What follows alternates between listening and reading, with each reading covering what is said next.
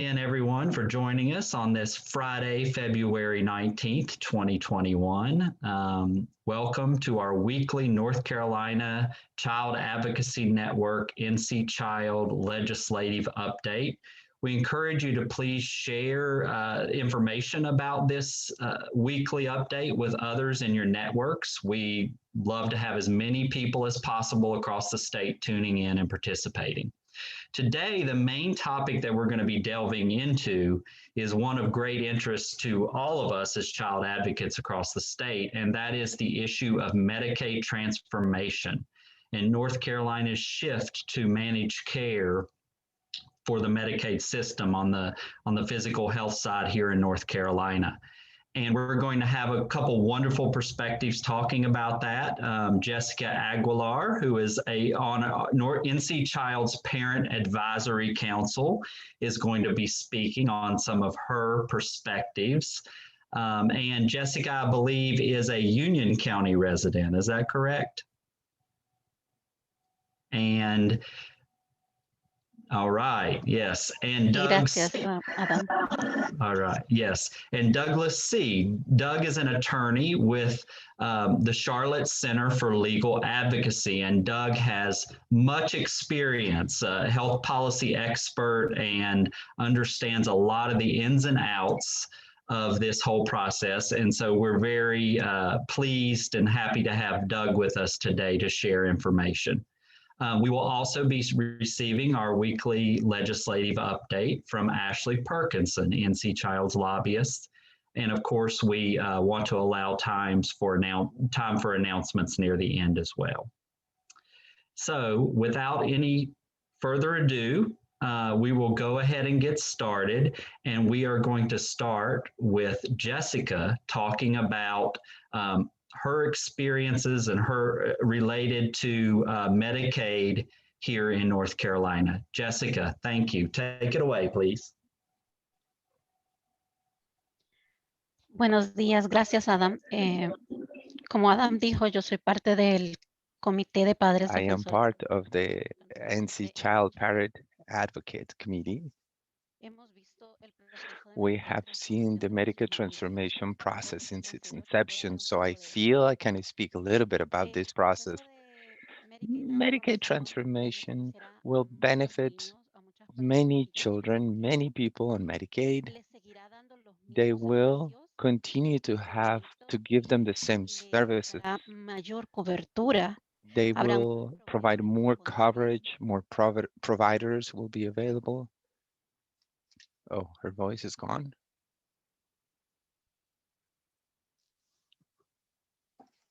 Wait, hold on. I can't hear her voice. Sorry.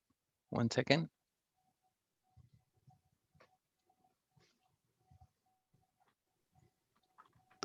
No sé si es... Ya. No sé dónde, hasta dónde me escuchara.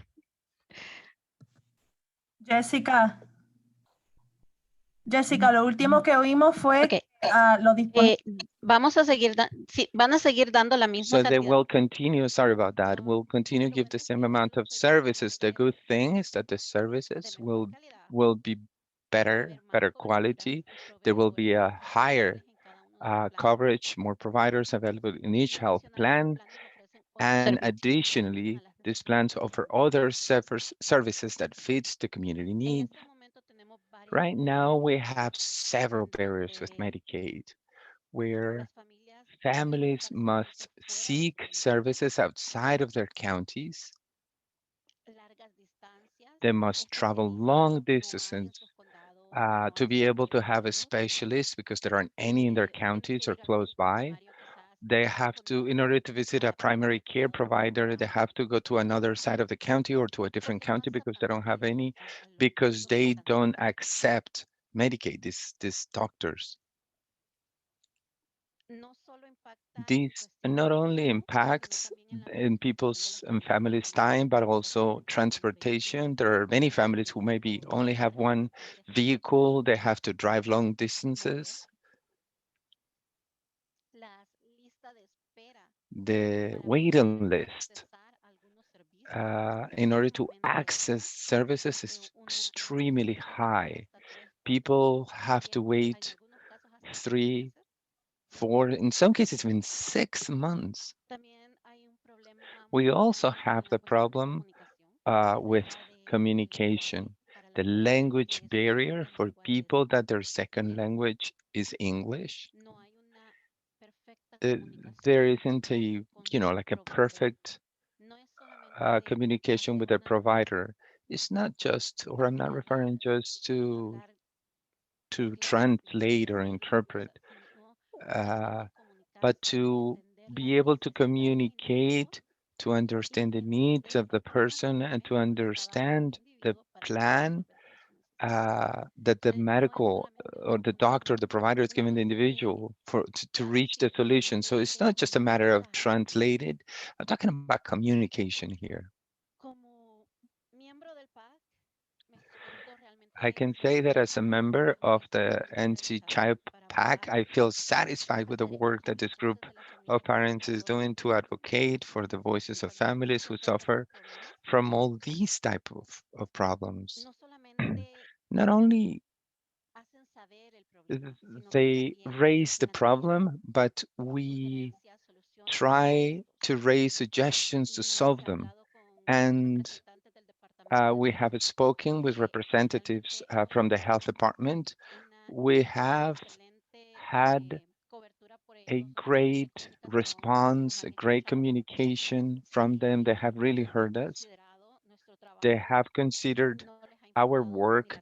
They haven't cared about the language barrier or the race of the people, who compose this group, and people like me that for us it gets sometimes to be a little bit difficult to speak English, at the speed you want to, or expressing yourself as clearly as you want. They have give me the consideration. They have taken into account my doubts, my thoughts, my ideas. They have been respectful. And I consider that this is part of advocacy. It's opening the door to hear other people's opinion. It is incredible to have that opportunity that we are receiving, and to be able to express our thoughts and our considerations. I know that Medicaid transformation makes us scared. There's a lot of doubts. As a mother of two special children, I went through these, but we're really considering the needs of all families. There are families that maybe will choose to stay with Medicaid Direct, children with more complex needs and other specific groups, but we all have to choose a plan. Either out of the 5 Medicaid transformation plans or state Medicaid in direct. We also have to choose a primary care provider. Families need to choose. They need to choose the plan to see which one is the one that fits the needs of each family. In order to do this, you can visit their website and see. Let me see where I put that. NC Plan Medicaid. ncplanmedicaid.gov. ncmedicaid.gov. No, sorry, ncmedicaid.gov. This way we can really help families. We can help them get informed. The fact of being here or being informed about Medicaid transformation helps us so that we can explain this information to the families. We will be able to help them find their primary care providers within the plans and to find the perfect plan for them, or at least the plan that fits the most.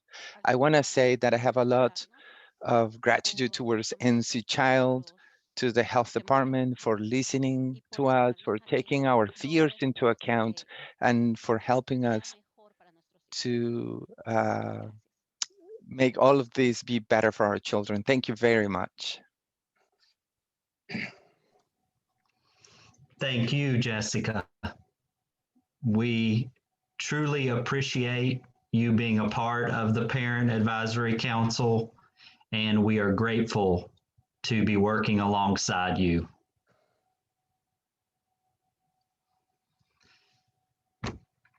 Next, I am going to turn it over to Douglas C., an attorney with the Charlotte Center for Legal Advocacy, and he's going to share some more information with us on his perspectives around Medicaid transformation and the impact it will have on children and families here in North Carolina. Douglas. Thank you, Adam. First, I need to just be clear that today I'm speaking as an attorney at the Charlotte Center for Legal Advocacy. I'm not speaking on behalf of the Department of Health and Human Services or the Ombudsman program. Also, I am sorry that there is no PowerPoint today, but I can tell you that there will be a webinar on March 19th between 12 p.m. and 1:30 p.m.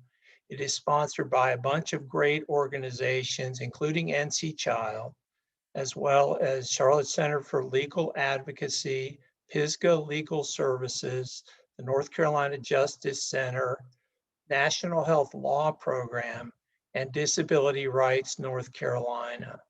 Now, the invites will be going out from all these organizations to their contacts in the next few days, I hope. But if you don't get an invite, here's an email address where you can request. I'm sure you can request it through NC Child, but you can also request it by emailing Rebecca F. at charlottelegaladvocacy.org. And also with the invite, we're going to be sending out an updated version of a flyer that we created the first time this happened with NC Child and some other partners that has some good information and places to call.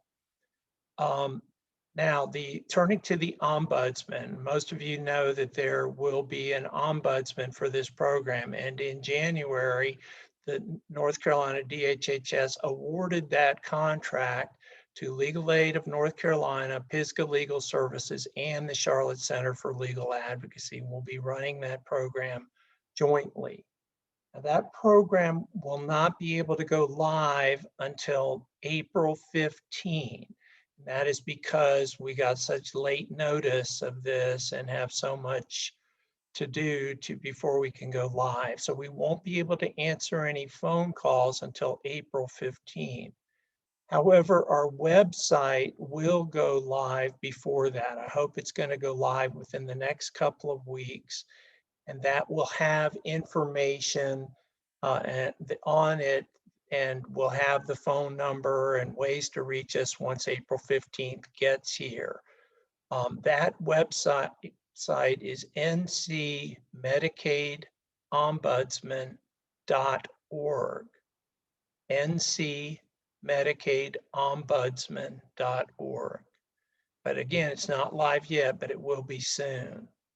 Now, once April 15 gets here, the Ombudsman program will be accepting warm handoff referrals for any Medicaid beneficiary, or really anybody who has questions about this or problems during this process, during this transformation.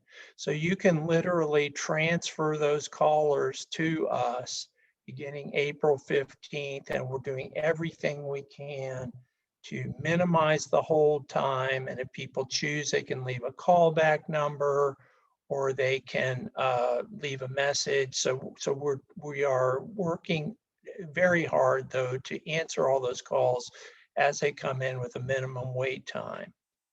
The Ombudsman will also be doing outreach as soon as our materials are approved by the state. And frankly, one of the reasons I'm not speaking today on behalf of the Ombudsman is there hasn't been time to get this presentation approved by the state. If any government bureaucracy, it takes time to get there. They have to approve every word. So, but we have already gotten those materials to them, and we hope to have a quick turnaround on the approval, and so that we can begin the outreach of the Ombudsman program itself, which is different than this March 19th webinar, by the way, which will not be sponsored by the Ombudsman. That is provided by these organizations, made possible with funding from the Kate B. Reynolds organization. I really want to thank them for all of their support on this. But once we have that approval, we will be able to do outreach as the Ombudsman program. So if you are interested in hosting a webinar or a Facebook Live or just a presentation for your staff or other agencies that you work with, or for beneficiaries, we can set that up, and until there's a better way, just send an email to that same email address I gave you before, Rebecca F. or go to our website once it's up, and you'll see ways to get us a message there. So let's talk a little bit about this transformation. You know, DHHS is relying on NC-FAST addresses, the addresses that DSS puts in for these enrollment packets that are going out beginning in early March. And we're worried that those addresses are not up to date, partly due to COVID and DSS is being closed, partly due to families just forgetting to notify DSS when their address changes. So there is a process where all the mail that's returned undelivered goes to the local DSS, and they're supposed to look for a better address. But there is definitely going to be a delay for some people in getting this mailing, or maybe they may not get it at all. The other thing about these mailings is that DHHS is relying on data that's imperfect in identifying who has to enroll.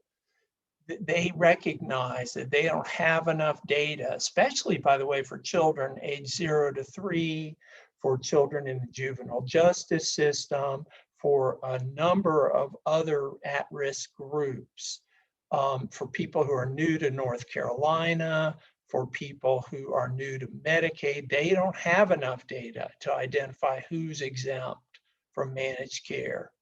And so they've created this raise your hand process where you have to fill out a form asking to be let out of managed care. And the Ombudsman can help with that process once we're operational April 15th. This is important in particular for children and adults who have serious mental illness, developmental disabilities, or substance abuse issues, because there are services that you cannot get from a managed care plan that you can get if you stay in Medicaid Direct. So it's going to be really critical that providers and other advocates help us identify those folks so that we can get them the services that they need. We're also a little concerned about whether the enrollment broker, if people call them, will be giving them good information. They are hiring a lot of people. Last time the training was not up to speed at the beginning, and there were people just being told, yes, you have to enroll in a plan, without anything about, no, there's a way around that. You may not have to enroll in a plan. So that is something we're concerned about and we'll be monitoring, but again, it's another reason that we need help getting the word out, especially for those families I talked about earlier. But it's a whole range of people it's a list of people that are not required to enroll yet. One of those, by the way, is children in foster care, and they're setting up a specialized tailored plan for foster care that's going to be statewide, but that is a ways off. That is a ways off, and in the meantime, they are going to stay in Medicaid Direct and with the LME if they have mental health or DD issues. So We're also concerned about the slow provider enrollment. Providers have other things on their mind right now besides enrolling in managed care plans. And even if they are working on that, there is a negotiation process that goes on between the plan and the provider. What's the rate going to be? And that can take a while. And even after the enrollment is completed, it takes a while then to update the provider database in terms of what's accessible through the enrollment broker or even through the plans. So we're concerned that people are not, at least initially, going to have good information on which providers are in which plans. And families may want to wait till it's close to the May 15 deadline before they choose a plan, because we're hoping the information will be better by then to allow them to choose a plan. Also, remember, even though they will be auto assigned to a plan, if they don't choose by April 15th, they will still have 90 days after July 1 to change plans for any reason. So that is another backstop that's built in here to allow people to get the plan that allows them hopefully to keep their providers. We're also concerned about access to transportation. Starting July 1, the responsibility for transportation to medical appointments that's not through an ambulance, of course, is no longer through DSS for folks enrolled in a plan. It stays with DSS for those who are exempt, who are in Medicaid Direct. Medicaid Direct, by the way, is the old fee-for-service Medicaid, plus the LMEs for now for behavioral health. But that what I'm worried about is whether people will be able to continue to get that transportation and whether the transition will go smoothly. So we want to know if there are problems. There are transition of care protections for keeping authorized services, even if it's from an out-of-network provider, for up to 90 days after July 1 to allow for a smooth transition of care. But it's going to be up to us as advocates to make sure that that happens. In general, if you're seeing problems, tell us.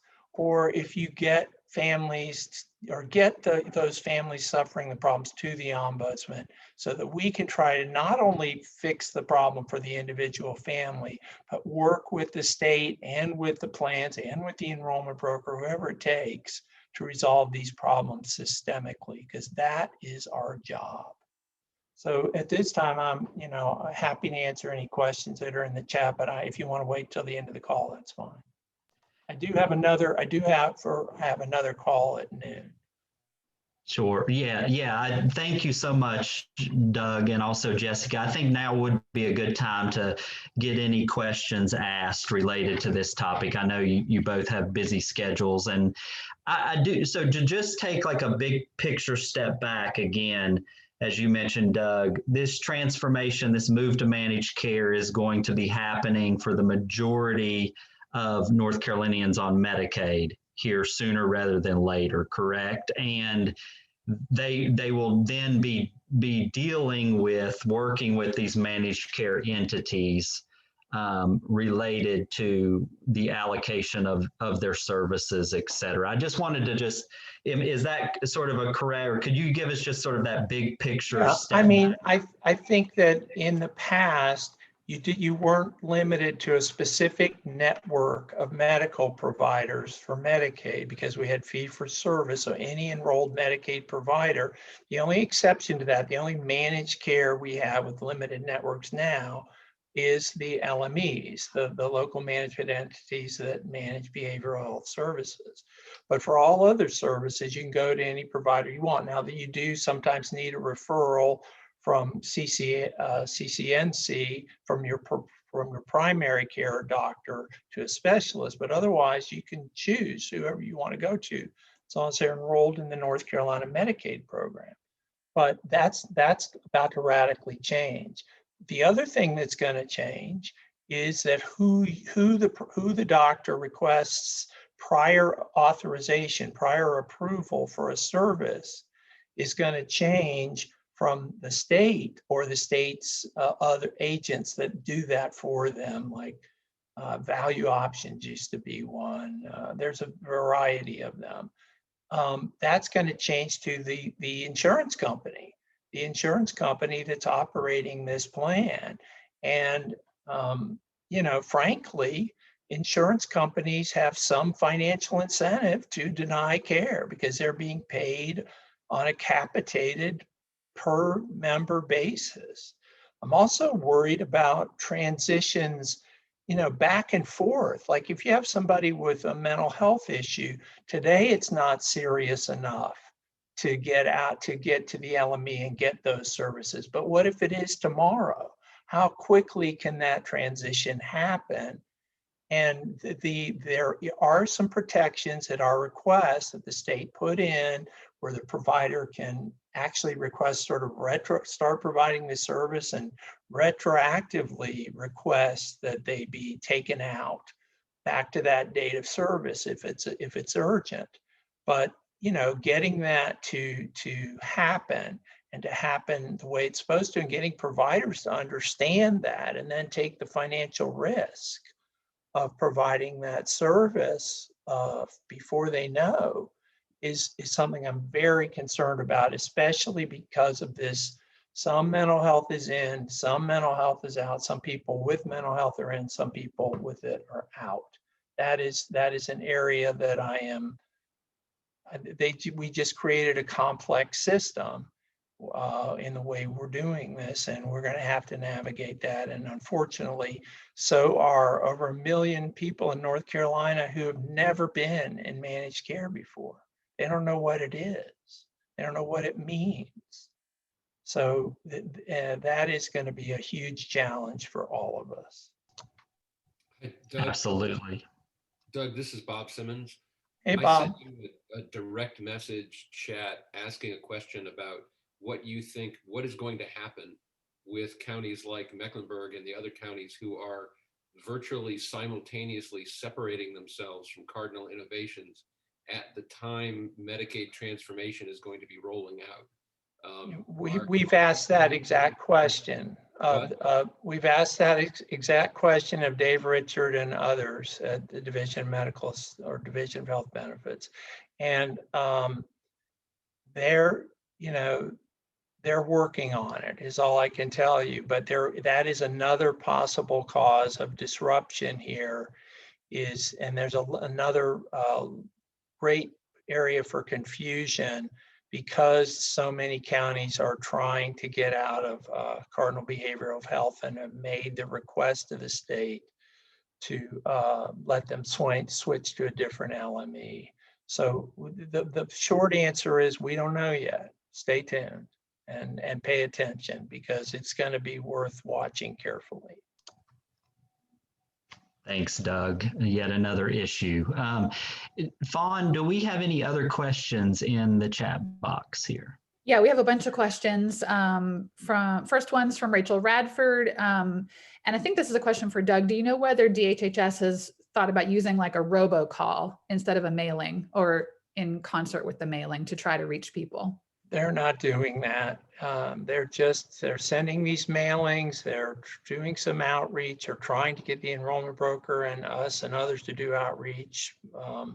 But it's going slowly in terms of the approval to get that out. And and of course, in our case, we didn't even know we were going to have the contract until January. So it was we're really bailing water fast here.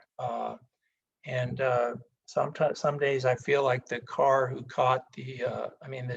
caught the car, because it's just so much that we're trying to do here so fast for so many people. So it's one of the hardest things I've ever done, and I've been doing this for 40 years. So, but yes, I mean, the short answer is no, they're not going to do that. They're going to rely on outreach for people who don't get the letter, or for on DSS to get the letter to them, and then hope people can understand it. Another thing I should say is, because the ombudsman got a late start, how to reach the ombudsman will not be on those letters, which is another reason that we need help getting out our information on how to reach us. I'm glad you said that. The next question is about that, specifically from Greg Borum. Those materials you're developing around outreach, will they include Spanish or other languages? And is there going to be social media or other resources for folks to use for that? We are working on all of that. And of course, to the points Jessica was talking about earlier, both us, the enrollment broker, and the plans are absolutely required to provide language access for anybody. They were required to have Spanish translators. They were required to have taglines in 15 different languages at the bottom of every piece of paper. They are required to translate important paper documents into Spanish. And if they don't do it, we need to know about it, because that is absolutely a requirement of their contract and a requirement of federal law. Great. Last question I see in here is from Gwen Bartley. If families have already enrolled with a plan during the previous rollout, will they still get a whole new packet? Are they starting over with enrollment? They are starting over. They're sending out the packets all over again. They're giving everybody a new opportunity to choose a plan. I'm trying to remember whether they're going to keep people who did enroll with a plan who don't do anything with that same plan or not. I'm sorry, I can't keep all of this in my head because it keeps changing every day in part. I think that's it for questions in the chat box. So thanks so much, Jessica and Doug. Really appreciate your presentations. Thank you so much. Right, anytime.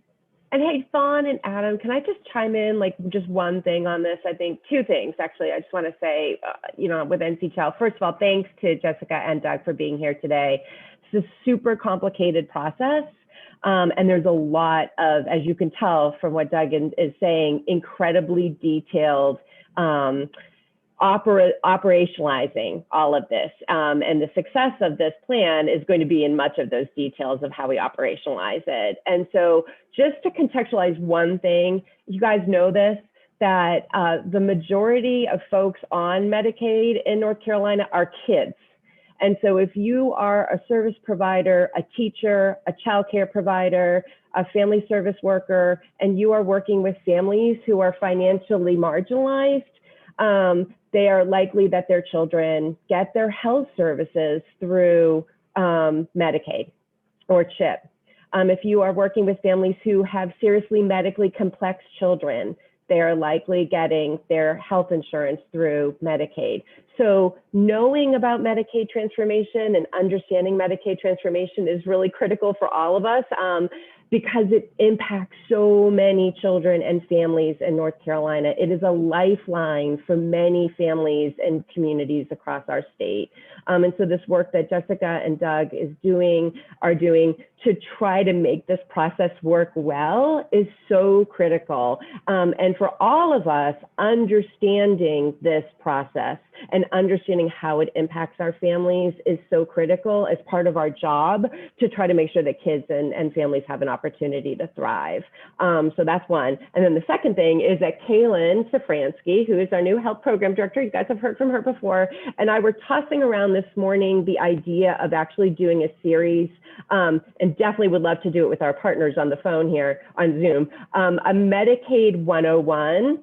Back in the day when Rob Thompson was at NC-Child, Rob and I did a couple of these webinars, which is sort of trying to make your way through the alphabet soup. What is a standard plan? What is a tailored plan? What is managed care? Why do I need to understand any of this? And it was really, we got a lot of folks attending that. And so we would love to do that again for folks, working with our partners. If folks are interested in that, we would definitely have it translated in Spanish simultaneously. So folks would be able to sort of participate. So if you are interested in the Medicaid 101, for the love of God, please help me understand this. Please let us know, and we would be very willing to do that. I'm seeing lots of pluses. Okay, that's it. Thanks, guys. Yeah, thank you, Michelle, for chiming in. You're already getting some positive feedback on that, so I think we probably should move forward with that idea. All right, so once again, thanks Doug and Jessica. We will continue to be talking about this subject and getting information out to our network. Next, I would like to turn the agenda over to Ashley Perkinson, the NC Child Lobbyist, who is going to talk about the week that was at the legislature, and an ice-shortened week, but busy nonetheless. Go ahead, Ashley. Thank you, Adam. And I'll also chime in as well. I'm thanking Doug and Jessica.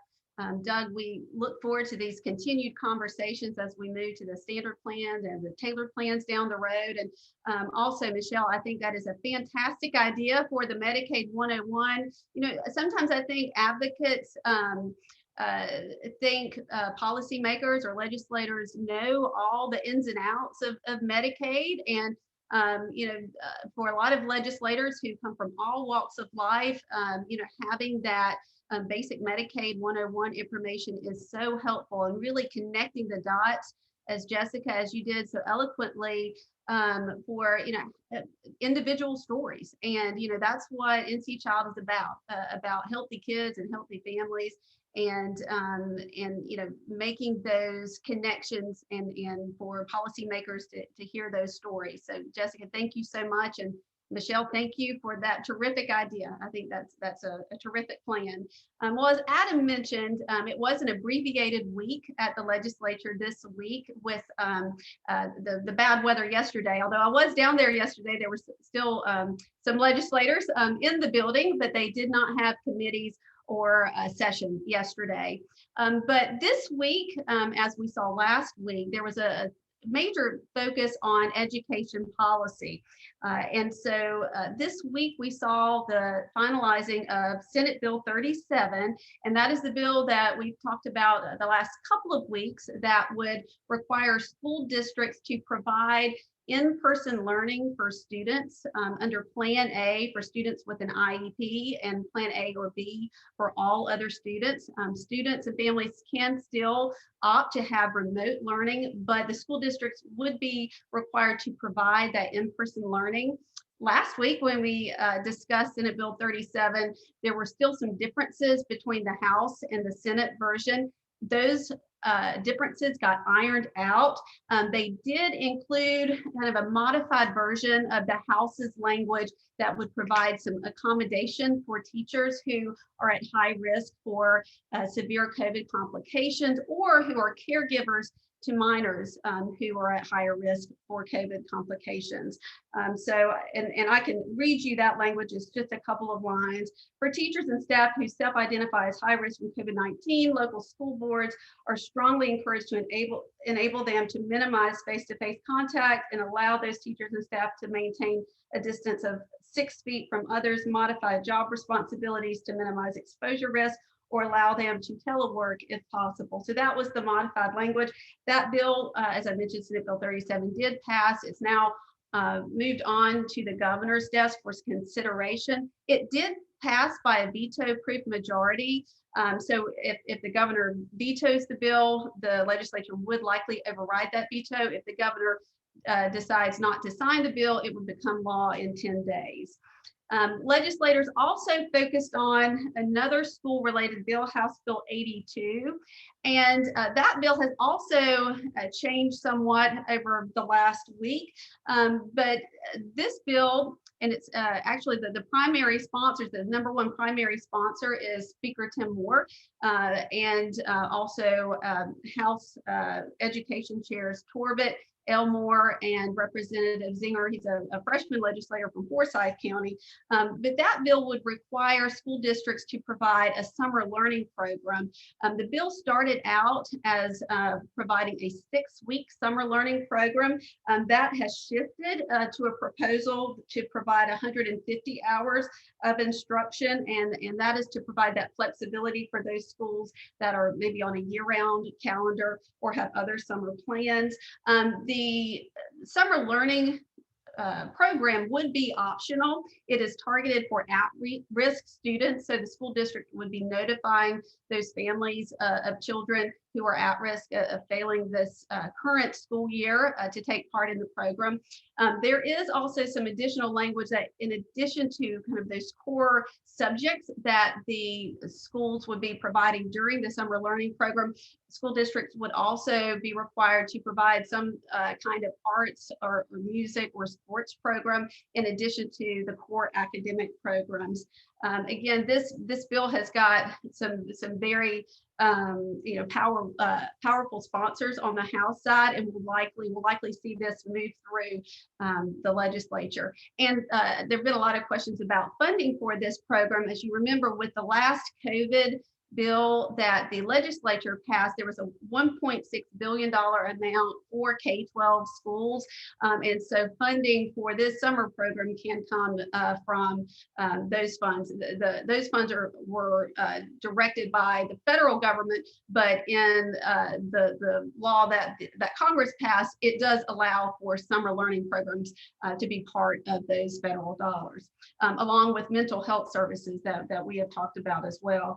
And I think that's been one of the silver linings, not many silver linings, but one of the silver linings is just the increased discussion that we're hearing from legislators and policymakers, across the state on student mental health and children mental health.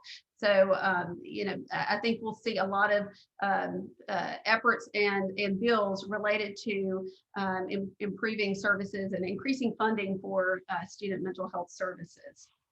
I'll also mention a couple other updates from this week. One, somewhat of a surprise announcement: the program evaluation division has been eliminated. For those of you who enjoyed all those many hours of program evaluation committee meetings, and a lot of great reports, came out of that division.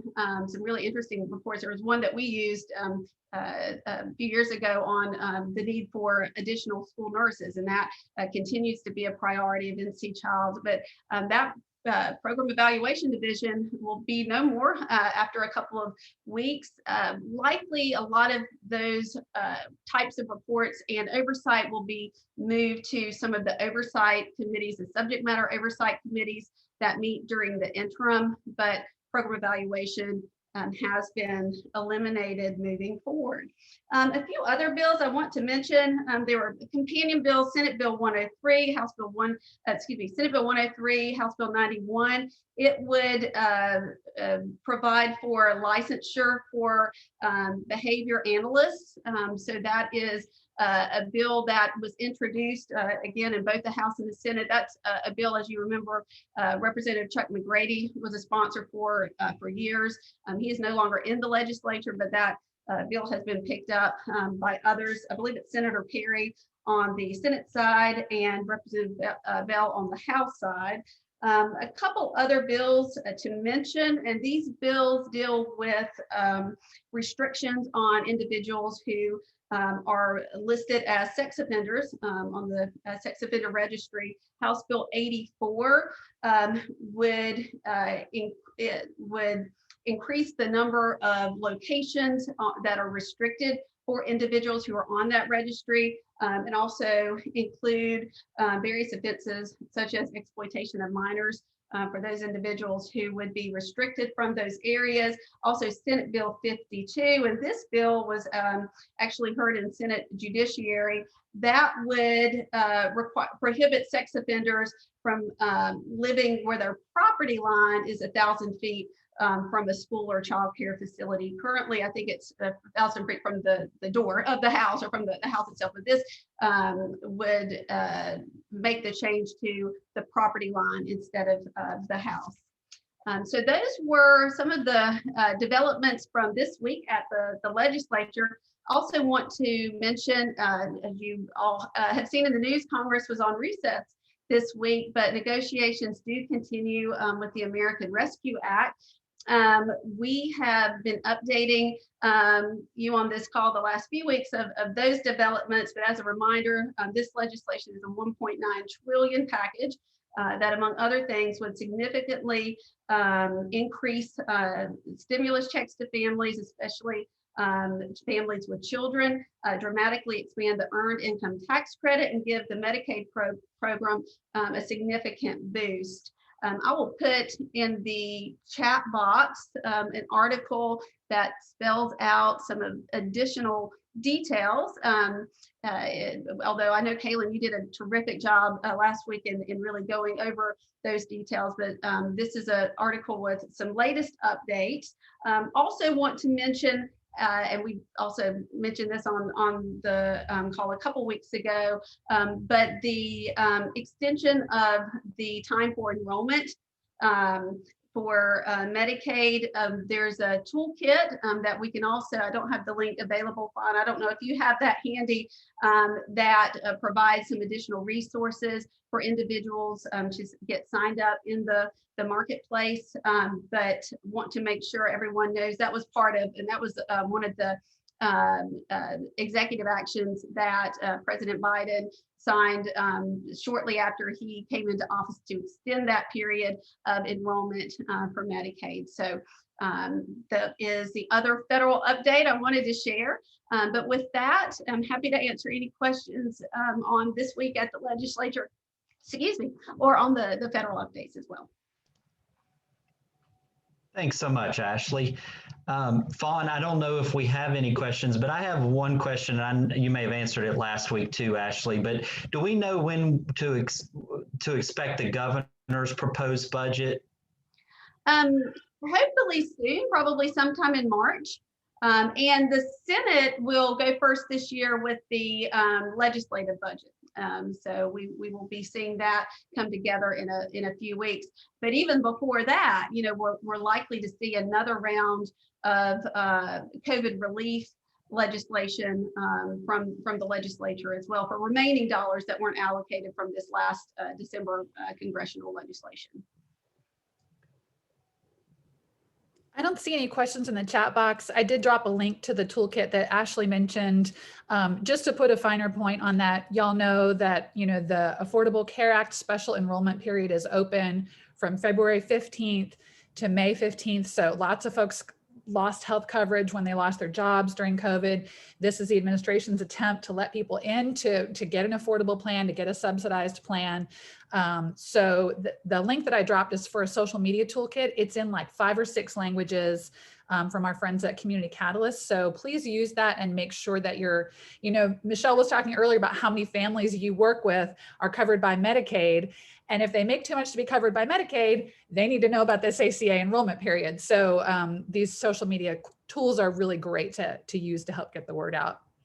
I see a question from Greg in the chat. Any updates on Senate Bill 100 and Senate Bill 101 about ICE cooperation and withholding state funds to cities and counties that reallocate law enforcement budgets? So there's an impact on kids there, and wondering about that one. No updates. I saw that those bills were introduced, but I don't believe they have yet had a committee hearing or have moved forward. But yes, that's right. Those have been introduced this session. So we'll track both of those, Greg, and you know, if there's movement on those, we'll keep you posted. I think the ICE cooperation bill is, I think, identical to the one that Governor Cooper vetoed last year, and then the 101 is something new. So that'll be great to keep an eye on this session. Thanks for raising those. Okay, thanks, Ashley. Really appreciate it. If there are no other questions related to that, then I will just open it up before we finish here to any announcements anyone may have for the greater good. I will say our, what do you say when it's every 2 years? Semi-annual NC Voices for Children fundraiser is coming up, NC Child, in April, correct, Michelle? Yes, April 16th, the Voices for Children Awards event will be all virtual, all free.